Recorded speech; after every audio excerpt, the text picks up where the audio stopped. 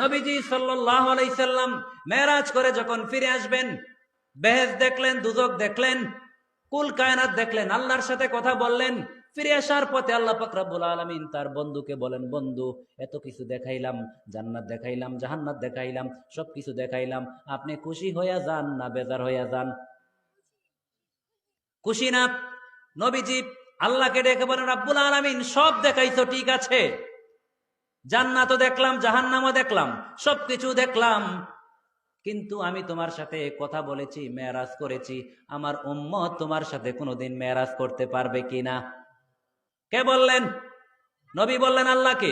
আল্লাহ পাক রব্বুল আলামিন বলেন, হাবিব, আমি আপনাকে প্রথম 50 ওয়াক্ত নামাজ দিয়েছিলাম। কয় ওয়াক্ত?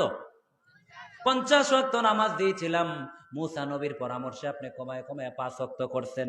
ও আমার হাবিব, জেনে রাখেন, আমি যে প্রথম 50 বলছি, 50 ঠিকই আছে। আপনার উম্মতেরা পড়বে 5 ওয়াক্ত, সওয়াব দিব 50 ওয়াক্তের। সুবহানাল্লাহ। পড়ব কয় ওয়াক্ত? সওয়াব কয় ওয়াক্তের? 50 ওয়াক্তের সওয়াব। ও আমার হাবিব, আপনার উম্মতদেরকে বলে দেন, আপনি মেরাজ করেছেন আমার সাথে একবার, আর আপনার উম্মত যারা প্রতিদিন 5 বার আমাকে সিজদা দিবে, 5 বার আমার জন্য মসজিদে বা তার বাসায় সে নামাজে দাঁড়াবে, 5 বার আমি আল্লাহ তার সাথে দেখা করে কথা বলবো। সুবহানাল্লাহ। যখন কোনো মুমিন নামাজে দাঁড়ায় যায়, তখন আল্লাহ তার সাথে কথা বলেন। কে কথা বলেন? আল্লাহ কথা বলেন। আল্লাহ যখন আপনার সাথে কথা বলা শুরু করে দেন, তখন যদি আপনার দোকানদারির কথা মনে হয়ে যায়, তাহলে আল্লাহ খুশি হবেন না বেজার হবেন? আল্লাহ বলেন, আল্লাযীনা হুম আন ফি সালাতিহিম খাশিউন।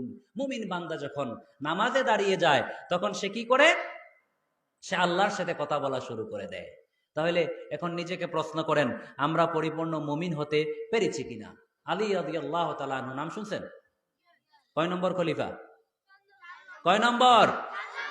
জোরে বলতে হবে। কয় নম্বর? 4 নম্বর খলিফা, যিনি আসাদুল্লাহিল গালিব।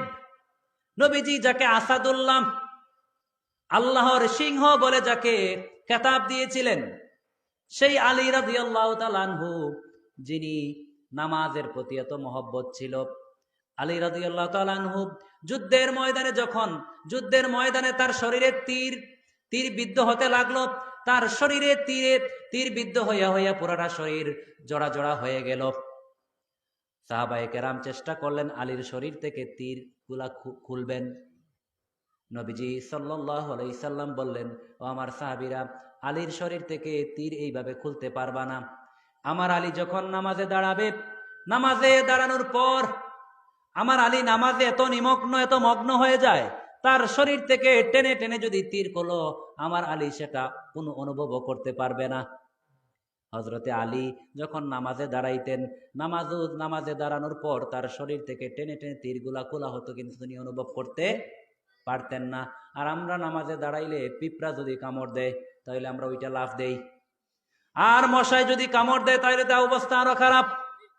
মশার কামড় খাইয়া যদি আপনি লাফ দেন, তাহলে নিজেকে প্রশ্ন করেন, আপনি কয় নম্বর নামাজি হইছেন? বুঝেন নাই? নামাজে যখন আপনি দাঁড়াবেন, আপনাকে মনে রাখতে হবে, আপনার সম্মুখে আল্লাহ রাব্বুল আলামিন দাঁড়িয়েছেন। আপনার ডানে আল্লাহর জান্নাত আছে, বামে জাহান্নাম আছে। আপনার এই নামাজের মধ্য দিয়ে আপনি আল্লাহর সাথে কথা বলবেন। আল্লাহর সাথে কথা বলে বলে আল্লাহর রেজামন্দি হাসিল করে করে আপনি জান্নাতে যাবেন।